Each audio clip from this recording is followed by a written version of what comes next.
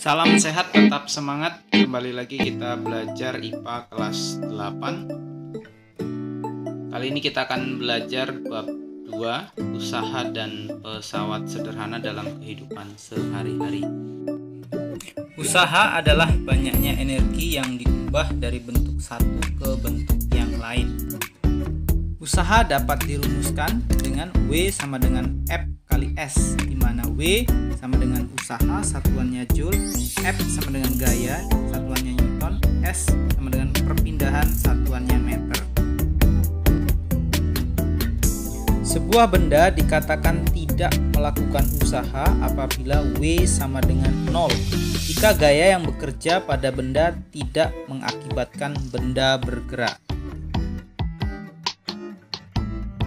Gaya adalah laju suatu benda dalam melakukan usaha atau kerja. Daya dirumuskan menjadi P sama dengan W per T, dengan P sama dengan daya, satuannya watt, W sama dengan usaha yang dilakukan, satuannya joule, dan T sama dengan waktu, satuannya sekon. Untuk memahami tentang gaya, mari kita lihat contoh soal. Lani mendorong rak dengan gaya sebesar 100 Newton, sehingga rak tersebut berpindah sejauh 10 meter. Sedangkan Siti mendorong rak lainnya yang sama masanya dan ukurannya dengan gaya sebesar 400 Newton, sehingga rak tersebut berpindah sejauh 40 meter. Berapakah besar usaha yang dilakukan oleh Lani dan Siti?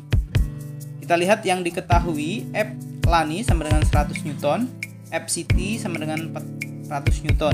Delta S atau perpindahan Lani sama dengan 10 meter. Delta S Siti sama dengan 40 meter.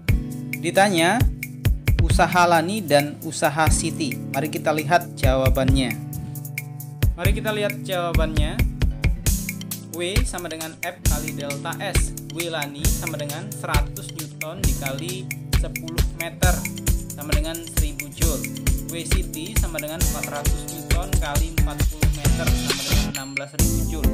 Jadi besar usaha yang dilakukan oleh gaya dorong Lani adalah 1000 Joule, dan besar usaha yang dilakukan oleh gaya dorong Siti adalah 16.000 Joule. Selanjutnya, Lani memindahkan rak dengan usaha sebesar 1000 Joule dalam waktu 10 sekon, sedangkan Siti memindahkan rak tersebut dengan usaha sebesar 16.000 Joule dalam waktu 40 sekon. Berapakah daya yang dikeluarkan Lani dan Siti untuk memindahkan rak? Kita lihat dulu. Diketahui W Lani sama dengan 1000 Joule, W Siti sama dengan 16.000 Joule, T Lani sama dengan 10 sekon, T Siti sama dengan 40 sekon. Ditanya daya Lani dan daya Siti. Kita lihat jawabannya. P sama dengan W per T. P Lani sama dengan 1000 Joule dibagi 10 sekon sama dengan 100 watt. P Siti sama dengan 16.000 Joule per 40 sekon sama dengan 400 watt. Jadi daya yang dikeluarkan Lani adalah sebesar 100 watt dan daya yang dikeluarkan Siti adalah sebesar 400 watt. Pesawat sederhana adalah segala jenis perangkat yang hanya membutuhkan satu gaya untuk bekerja sehingga dapat meringankan pekerjaan manusia. Katrol dibedakan beberapa jenis. Yang pertama, katrol tetap tunggal. Yang kedua, katrol tunggal bebas. Yang ketiga, satu katrol tetap dan satu katrol bebas. Yang keempat, katrol majemuk. Untuk katrol tetap tunggal, katrol ini hanya mengubah arah gaya. Keuntungan mekanis katrol tetap tunggal itu sama dengan 1. Untuk katrol tunggal bebas,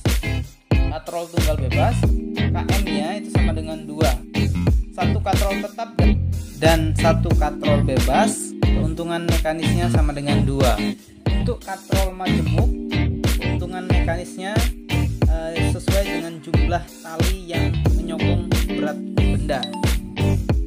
Roda berporos. Kamu tentunya sudah tidak asing lagi dengan sepeda. Bahkan sebagian besar di antara kamu pasti pernah menggunakannya. Roda gigi dan ban pada sepeda adalah salah satu contoh pesawat sederhana yang tergolong roda berporos.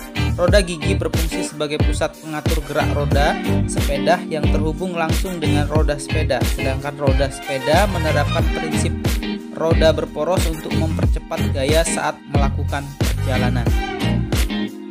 Bidang miring merupakan bidang datar yang diletakkan miring atau membentuk sudut tertentu sehingga dapat memperkecil gaya kuasa. Contoh penerapan bidang miring adalah tangga, skrup, dan pisau.